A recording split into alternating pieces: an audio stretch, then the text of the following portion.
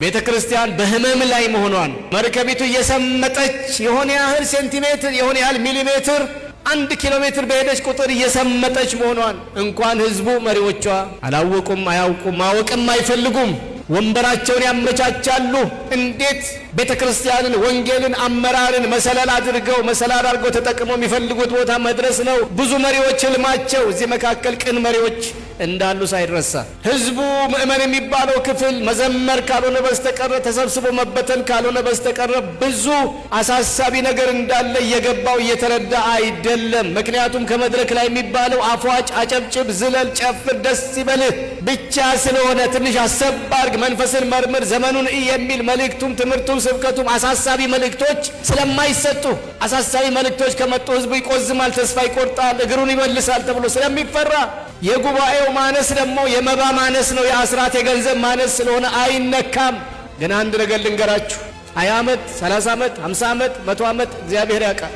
የኢትዮጵያ ቤተ ክርስቲያን ግን በመስመጥ ላይ ነች፣ ወይም በመስጠም ላይ ከሆነ ጊዜ በኋላ ወንድማችን እንደዚህ ባለ መድረክ ላይ ሲል ሰምቻለሁ እንድትሉ እማኝ እንድትሆኑ ካልተመለስን ካልነቃን በስተቀር ካፒቴኖቹ መሪውን የያዝነው ፍሬኑን የያዝነው ከፊት ያለነው ተሳፋሪ መንገደኛውን ጭምር ካልነቃ ጭፈራው ብቻ ከሆነ ግብዣው፣ ስፖርቱ፣ መኝታው፣ መዝናናቱ ብቻ ከሆነ አንድ ቀን ሁላችንም እንደነግጣለን። ምን ሲሆን ስትላተም ከበረዶው ግግር ጋር ሄዳ ስትላተምና ከማትመለስበት ስትደርስ እናዝናለንና እግዚአብሔር አያድርግብን።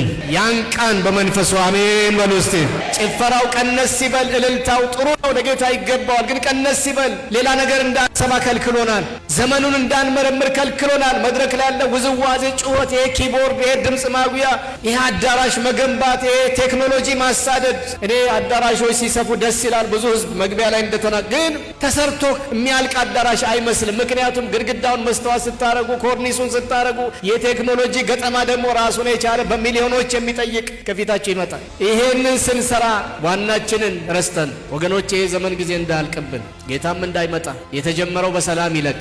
ከዚህ በኋላ ግን ቆጠብ ማድረግ ጥሩ ነው። ገንዘቡንም ጊዜውንም አቴንሽኑን ጉልበታችንንም ቆጠብ አድርገን በዋና ነገር ላይ ብናውል ጥሩ ነው። ንስሐ ላይ ጸሎት ላይ ቢተኮር፣ ቃሉ ላይ ቢተኮር፣ ተልኳችን ላይ ቢተኮር፣ ዋና ጉዳዮቻችን ላይ ብናተኩር። ከህመሞቻችን አንዱ ይሄ ነው። ውድድሩ አሁን መሬት ላይ ሆኗል፣ ህንፃ ላይ ሆኗል፣ መድረክ ማጋጌጥ ላይ ሆኗል። እኔ ነኝ ያለ ዘመናዊ ሌተስት የሆነ ቴክኖሎጂ መሳሪያ መድረክ ላይ አምጥቶ መግጠም ላይ ውድድሩ ማን ከማን ይበልጣል፣ የትኛው ቤተክርስቲያን ከየትኛው ቀድሞ ገጠመ ለመባል አሁን ውድድሩ እሱ ላይ ሆኗል። በዚች ድሃ አገር በቀን 2 ጠግቦ ማይበላ ህዝብ በሞላበት አገር አባቶቼ መሪዎቼ እንደተዳፈርከው አትቁጠሩ፣ ግን ይታሰብበት። ለምን ያላችሁ እንደሆነ መርከቢቱ ትንሽ በትንሽ በየቀኑ ምን እየሆነች ነው? ብታምኑም ባታምኑ እየዘመርን ግን እየሰመጠች እየሰመጠች አማርኛ የትኛው እንደው ትክክል አላውቅም። እየዘመርንባት እየጨፈርንባት እየዘለንባት ግን ትንሽ በትንሽ በኢትዮጵያ ውስጥ ያለች ወንጌላዊት ቤተክርስቲያን ወንጌላውያን አማኞች ቤተክርስቲያን እየሰመጠች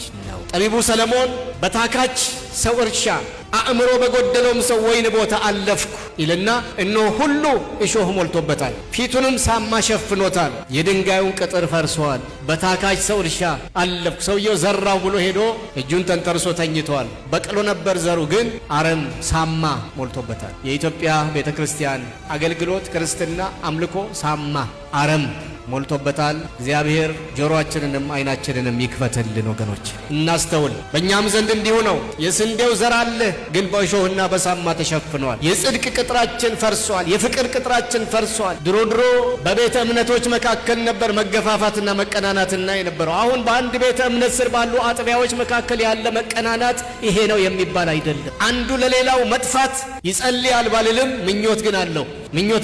አንድ አጥቢያ ብቻውን የተቀሩት በሙሉ ከስመው ኮስምነው አንዱ ብቻውን ፍሎሪሽ ማድረግ ማበብ በጣም ይመኛል። እንዲህ አይነት አለ። በየከተማው እንሄዳለን፣ እንዞራለን። 8 ወር 9 ወር የተያዘለት አጀንዳ ስኬጁል ፕሮግራም ይዘን አሁን 40 ምንጭ እንደመጣንበት አይነት ማለት ነው እንሄዳለን። ያቸው እኛን የጠራችን ቤተ እምነት አጥቢያ እዚህ እኛን እያስተናገደች የሚቀጥለው በዛው ቤተ እምነት ስር ያለች ሌላ አጥቢያ ሌላ ኮንፈረንስ ታካሂዳለች። ምን ነው አልተነጋገራችሁም ስንል አረ ተነጋግረናል፣ ደብዳቤ ጽፈናል፣ ማስታወቂያ ያስነግረናል፣ ምን እንደነካቸው አናቅም ይላል። ይሄኛው ምራት እንትና የተባለውን ይጠራል፣ ያኛው ሌላውን ይጠራል። ባንድ እሁድ፣ ባንድ አርብ፣ ቅዳሜ ሁለቱም ያጫጩኋል። እግዚአብሔር ያራሚ አለ እያለ ይጣራል። የፈረሰውን ቅጥር የሚጠግኑ ሰራተኞችን ይፈልጋል። በነቢዩ ሕዝቅኤል ዘመን ምድሪቱን እንዳላጠፋ በፈረሰበት በኩል የሚቆም አንድ ሰው ፈለግኩ አጣሁ እንዳለ ዛሬም እንደሱ የሚል ይመስለኛል። ዛሬ ተጋድሎ ለመሬት፣ ለህንፃ፣ ለሹመት፣ ለንዋይ፣ ለመድረክ፣ ለተአምራት ሆኗል። በአረም ስለተዋጠው የስንዴ ዘርና ስለፈረሰው ቅጥር የሚጸልይ የሚነጋገር የበኩሌን ላድርግ ብሎ የተነሳ ብዙ አላየሁም። እኔ አላየሁም። ወገኖቼ ስለ አባታችሁ ቤትና እርሻ በእርግጥ ይገዳችኋል። የምትነጠቅ ቤተ ክርስቲያን እንድትኖር እናንተም ከሚነጠቁት መካከል መሆን ትፈልጋላችሁ? እንግዲያውስ አብረን እንጩህ። በነህምያ መጽሐፍ ምሳሌነት መሰረት ሁላችንም ሰፈራችንን እናድስ፣ የፈረሰውን ቅጥር እንጠግን፣ ከእርሻውም ላይ አረሙንና ሳማውን እንንቀል። ምንድነው በአሁኑ ጊዜ ያለው አረም? ምን እንበላቸው? በምን ስም እንጥራቸው? እስቲ እነዚህ ልንገራችሁ። የአስተምህሮ መዛባት በአሁኑ ጊዜ ኢትዮጵያን ቤተ ክርስቲያን በመላው ዓለም በተለይ ከ20 ዓመት ከ15 ዓመት ወደዚህ በየመድረኮቻችን የሚሰጡ ትምህርቶች፣ የሚሰበኩ ስብከቶች፣ መዝሙሮቹም ጭምር አሳሳቢ ናቸው። ወንጌላዊ አይደሉም፣ መጽሐፍ ቅዱሳዊ አይደሉም። ሁሉም አልፎ አልፎ ወንጌል አለባቸው፣ አልፎ አልፎ የክርስቶስ ስም ይጠራባቸዋል እንጂ ትንሽ ወልፈጥ ያሉ ናቸው፣ ትንሽ ገንጠል ያሉ ናቸው። ይህ ስተት አስተምሮ የአስተምሮ መዛባት ከጎላባቸው ቦታዎች ጥቂቶቹን ለመነካካት ያህል ከፈውስና ከተአምራት ጋር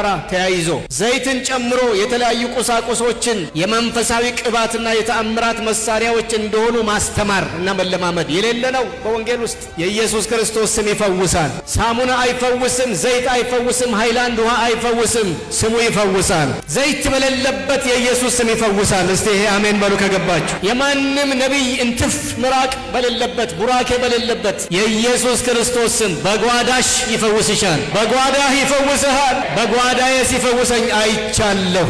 የፈውስ መሳሪያ እሱ ከሌለ ፈውስ እንደሌለ በማስተማር ህዝቡ እንዲህ አይነት ቦታ ኮንፈረንስ አለ ሲባል ሳንቲሙን ቋጥሮ ይሄዳል። ዘይት ግዢ፣ መጽሐፍ ቅዱስ በቤቱ የለው፣ መጽሐፍ ቅዱስ ተደርድሮ በራፍ ላይ ቢያይ እሱን አይገዛም፣ ብልቃጥ ዘይት ይገዛል። በሽታ፣ ህመም፣ በጋብቻና ፍቺ ዙሪያ በአጠቃላይ ጾታዊ ግንኙነት ላይ ግልጽ የሆኑ አዲስ ኪዳናዊ መርሆችን የጣሰ ትምህርት ይሰጣል። ወጣቶች በፍቅር መተሳሰብ ሲጀምሩ አብረው እንዲተኙ ይበረታታል ከጋብቻቸው በፊት። በኋላ ከተጋባችሁ በኋላ በግብረ ሥጋ ግንኙነት ባትስማሙ ከምትፋቱ ቀድማችሁ ተሞካከሩ ይሏቸዋል። የእግዚአብሔር ቤት በምንዝርና ተሞልቷል። የእምነት እንቅስቃሴ ትምህርቶች ቁሳዊ ብልጽግናን የመንፈሳዊነት መለኪያ አድርጎ ማስተማር። መደህየት የለብህም፣ ማጣት የለብህም፣ ክርስቲያን መበልጸግ ነው ያለበት። ሀብታምን መሆን ያለብህ መደህየት አትችልም ከሆነ እምነት ደካማ ነው ወይም ክርስቶስን አላመንክም አላገኘኸውም እየተባለ የእምነት እንቅስቃሴ ቁሳዊ ብልጽግናን የመንፈሳዊነት መለኪያ አድርጎ ማስተማር። ስነ ክርስቶስን አስመልክቶ ስነ ሰውን አስመልክቶ ወዘተርፈ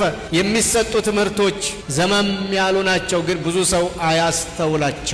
ሁለተኛ ህመም የጸጋ ስጦታዎች አጠቃቀም ችግርና የጸጋ ስጦታዎችን ለግል መጠቀሚያ ማድረግ እየተስፋፋ ነው። ሀይ የሚለው ገደብህን እየጣስክ ነው፣ እዚህ ጋር ቆም በል የሚል ደፋር መሪ አላየሁም፣ አልሰማሁም። እኔ በበኩሌ የመንፈስ ቅዱስ ጸጋ ስጦታዎች አጠቃቀምን አስመልክቶ ማሰብ ትችላላችሁ። በተለምዶ 12ቱ ከሚባሉት የጸጋ ስጦታዎች መካከል በተለይ የእውቀት ቃል መገለጥ የሚባለው፣ የእምነት ስጦታ፣ የመፈወስ ስጦታ፣ ትንቢት፣ ልሳን፣ እነዚህ የመሳሰሉት በአሁኑ ጊዜ መነገጃ መሸቀጫ ሆነዋል፣ ሸቀጥ ሆነዋል። እጅ ጫና አድርጎ በላምጣ ገንዘብ፣ አንድ የትንቢት ቃል ተናግሮ አምጡ ገንዘብ፣ አንድ የፈውስ መልእክት አስተካክሎ ተፈወሰም አልተፈወሰ ገንዘቡን አምጣ ቀድመ ሆነዋል። የእነዚህ ስጦታዎች ትክክለኛ ትርጉማቸውን ካለመረዳት ጀምሮ አጠቃቀማቸው ላይ አለማወቅ ብቻ አይደለም፣ ድፍረት፣ በጣም ኃይለኛ ድፍረት በተመላበት መንገድ ለንግድ እየዋሉ ነው። እግዚአብሔር ይድረስልን ወገኖች፣ ጣልቃ ይግባ። መሪዎች ፈርታችኋል አውቃለሁ። ምክንያቱም እዚህም ያ ብዙ ከትውልዱ አብዛኛው ተመለስ ቢሉ ስለማይመለስ ነገር ከምንጎረጉር ብላችሁ መሪዎች በፍርሃት ዝም ብላችኋል። የአቅሜን ያህል ልናገር። ያላችሁ ሁላችሁም አድምጡ። ስህተት ነው። ጸጋ አይሸጥም። በነፃ ተቀበልን፣ በነፃ እንሰጣለን። ክብር ለጌታ እግዚአብሔር ይሁን። በነፃ ሰጥቶናል፣ በነፃ እንሰጣለን።